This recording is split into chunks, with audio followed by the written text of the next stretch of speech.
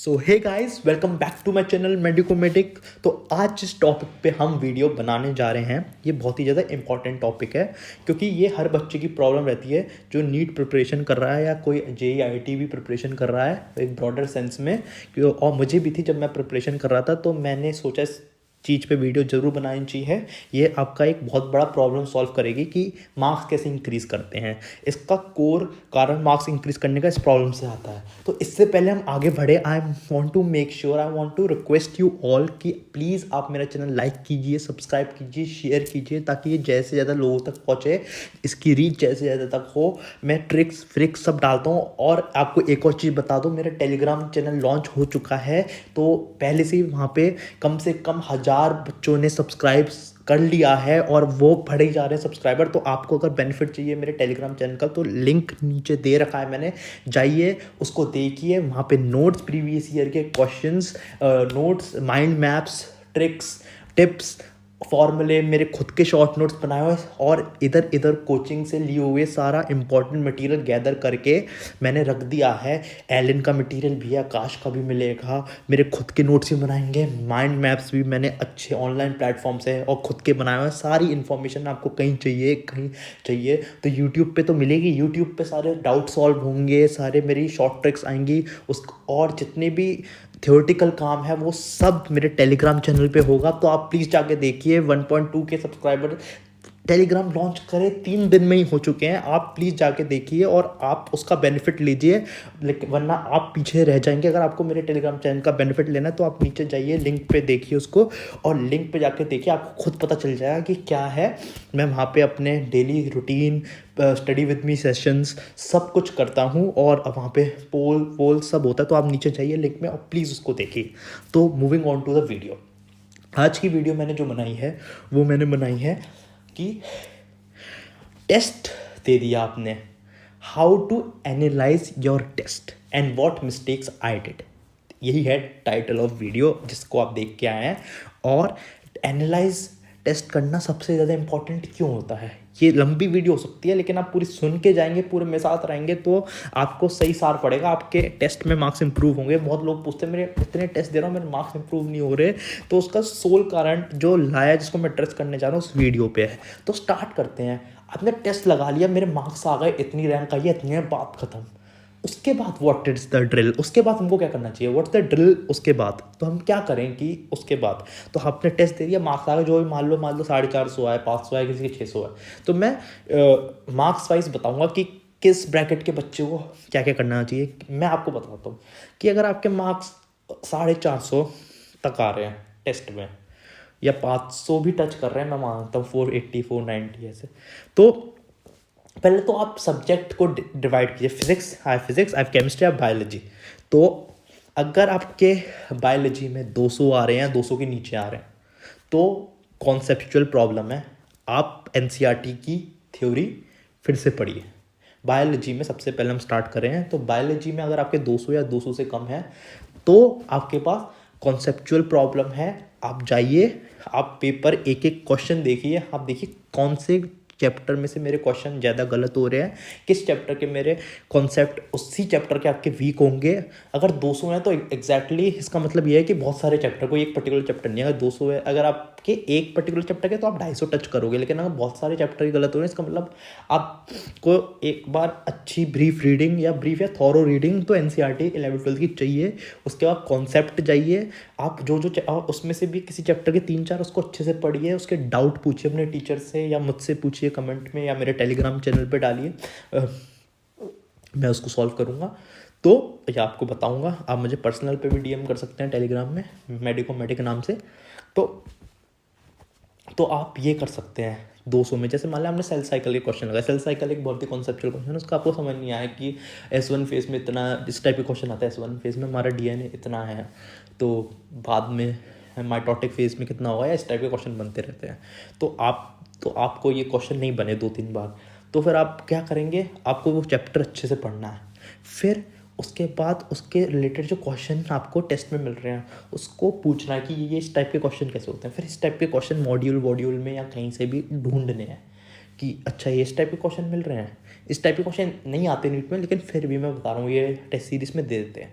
तो आप फिर पूछेंगे, फिर पूरा अच्छा से उससे रिलेटेड क्वेश्चन 10-15 क्वेश्चन लगा लीजिए, फिर उसके बाद आपका गलत नहीं होगा क्योंकि वो क्लियर हो गया। तो मैं एक वो दे रहा हूँ कि कोई भी इकोलॉजी में किसी भी टाइम पे डाउट है आपका, इकोलॉजी में एनर्जी डिस्ट्रीब्यूशन पे डायग्राम पे डाउट आ रहा है, तो उसको अच्छे से पढ़िए, उसको हर जगह जिस जिस टॉपिक में डाउट है ना उसको फिर एनसीईआरटी से नहीं पढ़िए, उससे थोड़े बाहर भी जाके पढ़िए, क्योंकि फिर वो अगर आपको क्लियर करना है तो अच्छे से, अगर आपको बाहर का भी आ जाएगा तो अच्छे से आ जाएगा, थोड़ा सा बाहर, ज़्यादा नहीं, मतलब क्वेश्चन ही लगा लीजिए बाहर के तो आपको पता चलेगा। एमटीजी के क्वेश्चन लगा लिए या एलएन के थोड़े से क्वेश्चन लगा लिए प्रीवियस ईयर के, जिसमें ये क्वेश्चन है प्रीवियस ईयर के से रिलेटेड क्वेश्चन लगा लिए, फिर जो डाउट है टीचर से पूछ लिए 10-15, तो ऐसा आपके कॉन्सेप्ट स्ट्रॉन्ग हो गए। अगर और अब आप बात करते हैं नेक्स्ट रेंज की, अगर आप 250 तक स्कोर कर रहे हैं और 250 से 300 तक, तो ऐसा है कि आपको कॉन्सेप्ट में तो डाउट है, मतलब 250 से 300 के बीच में रहना है, तो आपको है कि आप में कॉन्सेप्ट तो आपके हैं, मतलब कुछ कुछ चैप्टर के कॉन्सेप्ट नहीं है आपके, समझ रहे हो, कि आप कुछ कुछ चैप्टर में बहुत स्ट्रांग हो, सब कुछ आ जाता है, एक भी क्वेश्चन वहाँ से गलत नहीं करते, जो मैंने कुछ दिया था।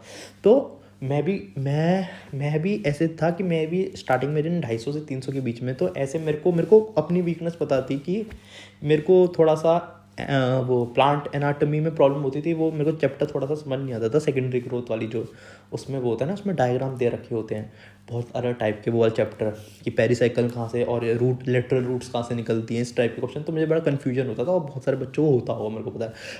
और थोड़ा सा एनाटॉमी के साथ सेल साइकिल डिवीजन में मेरे को बाहर के क्वेश्चन आ जाते थे कि इसमें M2 जो मैंने आपको बताया, ये मैंने खुद की बता रहा हूँ कि मेरे को बायोलॉजी में ये प्रॉब्लम होती थी, तो और एनाटॉमी में इसमें प्रॉब्लम होती थी, बस ये मैंने आपको एग्जांपल दे रहा हूँ। तो मेरे को पता था कि इस दो से कभी भी किसी भी मेरे टेस्ट सीरीज में क्वेश्चन होना तो मैं देखता नहीं, छोड़ के आ जाता, तो वही मैं गलती करता था। तो जो गलतियाँ मैंने की वो नहीं की। आपको अगर टेस्ट सीरीज में कोई चीज़ नहीं आ रही, जैसे एनाटॉमी से रिलेटेड सेकेंडरी ग्रोथ नहीं समझ आ रहा है, फिर मैंने इसको एंड में सुधारा, मैं सेकेंडरी ग्रोथ से रिलेटेड जितनी भी यूट्यूब पर वीडियो थी या जितने भी हमारे मॉड्यूल में नोट्स थे उस पर गो थ्रू गया, बहुत बार देखी, लर्न कर लिया, उसके क्वेश्चन लगाया एलन के, आकाश के या टेस्ट सीरीज के या ऑनलाइन प्लेटफॉर्म के, फिर उसके बाद कोई गलत नहीं हुआ।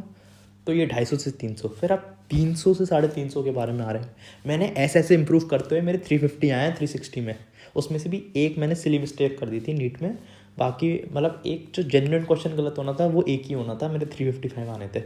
तो अब तो ये हो गया, अगर आपकी 300 से 350 के बीच में आ रहे हैं तो बहुत अच्छे हैं, आप 360 ला सकते हो बायोलॉजी में, जब मैं ला सकता हूँ तो आप भी ला सकते हो, कुछ नहीं है। तो आपका मतलब आपके कॉन्सेप्ट भी अच्छे हैं और आपको वो सब कुछ अच्छा है, बस कुछ कुछ चीज़ें आप याद करते हो भूल जाते हो। जैसे बायोटेक के कोई क्वेश्चन है कि इसमें से SSRNA किसका आइडियाज आ रहे हैं ये, और थोड़ा बहुत सिली मिस्टेक की स्पीड में थोड़ी OMR गलत भर गई है, तो वो स्पीड की प्रैक्टिस करो। इसका इलाज ये है कि अब टाइमर लगाओ और फिर क्वेश्चन लगाओ। टाइमर लगा में किसी क्वेश्चन, जैसे सेक्शन ABC है तो आप मान लो सेक्शन A में 45 क्वेश्चन है, 50 क्वेश्चन, तो इससे चलता है कि 45 क्वेश्चन है तो मैं कम से कम 15-20 मिनट में इसको कर लूँगा, या 45 क्वेश्चन है तो 15-15-20 है, क्योंकि 25 मिनट में लोग मैंने देखे हैं जो करते हैं, मैंने भी इस बार 30-35 मिनट में बायो पकड़ ली थी। तो आप कर सकते हैं हमेशा 10-15 मिनट में 45 क्वेश्चन, तो ऐसे स्टार्ट किए, तो आप टाइमिंग के साथ कीजिए, तो इससे आपकी क्या होगा 300 से 350 के ब्रैकेट में। और उसके बाद रैपिड रिवीजन 300 से 350 के बीच में या 360 के बीच में, जो मैं बच्चों को बोलूँगा कि आप बहुत सही जा रहे हो, बस आपको रैपिड रिवीजन करना है, क्वेश्चन लगाने हैं और जल्दी से, मतलब आपको एक ही चैप्टर में ज़्यादा टाइम नहीं देना, एक ही चैप्टर में। इसकी मैं वीडियो बनाऊंगा कि बायोलॉजी मैंने बनाई हुई है, लेकिन फिर से एक बनाऊंगा कि आपको एक चैप्टर पे ज़्यादा टाइम देने के बजाय 10 चैप्टर को कम टाइम में करना है। समझ रहे हैं आप मेरी बात, कि आप जैसे लिविंग वर्ल्ड पढ़ रहे हो तो आप पढ़े ही जा रहे हो, पूरा एक दिन दे दिया, नहीं, आपको वो पढ़ने के लिए आपको क्विक रीडिंग करनी है। लिविंग वर्ल्ड 15 मिनट में रीड करो, 10 घंटे में एक चैप्टर पढ़ने से अच्छा 10 घंटे में कम से कम 5-6 चैप्टर पढ़ो। भले ही वो मतलब कुछ चीज़ें आप नहीं याद हो, लेकिन आप ज़्यादा चैप्टर को कम समय में पढ़ो और ज़्यादा बहुत बार पढ़ो, ये ज़्यादा चीज़ फ़ायदा करती है। मतलब रैपिड रिवीजन करो और टाइम टू टाइम करो, ऐसा नहीं कि आप स्लो रिवीजन कर रहे हो, क्योंकि वो फ़ायदा जो चीज़ देती है वो देती है रैपिड रिवीजन। तो ये बायोलॉजी की स्ट्रैटेजी हो गई कैसे मार्क्स बढ़ाएंगे। अब हम आते हैं केमिस्ट्री पे। केमिस्ट्री में आपको क्या करना है, इनऑर्गेनिक, ऑर्गेनिक, फिजिकल। केमिस्ट्री में आपको, मैं केमिस्ट्री और बायोलॉजी की बता रहा हूँ, इसमें फिजिक्स की नेक्स्ट वीडियो में आएगी, ठीक है। तो ये ज़्यादा लंबा हो जाएगा, इसलिए I am keeping up to biology और अपना केमिस्ट्री। अब केमिस्ट्री में क्या है, जैसे केमिस्ट्री में आप पहले तो हम बात करते हैं सबसे पहले फिजिकल की क्या गलती है। जैसे मान लो आपने इलेक्ट्रोकेमिस्ट्री उठाया, केमिकल काइनेटिक्स, आप पहले तो वही आया यार ये केमिकल काइनेटिक्स का गलत हो गया, अरे यार ये वाला केमिकल, ये इलेक्ट्रोकेमिस्ट्री का मैंने किया, ये कैसे गलत हो गया। तो मैं आपको एक एग्जांपल दिखाता हूँ अपने साथ। एक टाइप का क्वेश्चन होता है केमिकल काइनेटिक्स में कि वो देते हैं ए से बी बन रहा है, बी से सी बन रहा है, सी से डी बन रहा है, मतलब बहुत सारे हैं, उसमें से एक जो स्टेप है वो रिवर्सेबल है। तो हमको ना वो लिखना पड़ता है रेट लॉ, जो मतलब रेट लॉ लिखना, आरडीएस लिखना पड़ता है। तो उसका कुछ वो 3 रिएक्शन में से किसी एक रिएक्शन का हमको बताना पड़ता है कौन सा आरडीएस सही है। ये नीट में बहुत बार पूछा जाता है। एक आप समझ रहे होंगे मैं क्या कहना चाह रहा हूँ, मुझे अपना थोरोली याद नहीं है, लेकिन ऐसी वो कुछ क्वेश्चन था और मुझे उसमें बड़ी प्रॉब्लम होती थी कि यार ये कैसे, इसका कॉन्सेप्ट क्या है, इसका कॉन्सेप्ट क्या है। मैं हमेशा जब भी क्वेश्चन आता था सब कर देते कि इसका कितना बनेगा, 1.5 + 2, 1.5 + 1 2.5, और अगर तुम जैसे देखोगे तो 112 आता था। तो उसमें फिर मैं उसके बाद में कॉन्सेप्ट में गया कि अच्छा ये ऐसा होता है। उस टाइप के क्वेश्चन मैंने सर से पूछे अपने, या वो किया, फिर उनको जाके मैंने खुद समझा। फिर उसके बाद वो कभी क्वेश्चन आया था तो मैं खुश होता था, अरे यार ये तो मैंने अच्छे से कर लिया। समझ रहे हो। तो केमिस्ट्री में जैसे केमिकल काइनेटिक्स में इस टाइप का क्वेश्चन था आरडीएस वाला, तो मुझे प्रॉब्लम होती थी कि 2 रिवर्सिबल दे रखे हैं और हमको रेट लॉ निकालना है, तो ऐसे करके। तो इस टाइप का मैं आपको एग्जांपल, तो वो निकाल लिया, उसको अच्छे से तय तक गए और फिर वो कर लिया, ठीक है। और फॉर्मूले बनाओ फिजिकल के और उसको करो। अगर आप 100 से नीचे हैं केमिस्ट्री में, मतलब फिजिक्स और केमिस्ट्री में दोनों में, तो आपके कॉन्सेप्ट वो है, आपको अच्छे से सारी चीज़ें करनी पड़ेंगी, वो है। अगर आप 150 के ऊपर हैं तो आपको कोई चीज़ जरूरत नहीं, जैसे कर रहे हैं बस वैसे ही कर देनी चाहिए। वो 10-15 मार्क्स होते हैं, वो लग के होते हैं, ठीक है।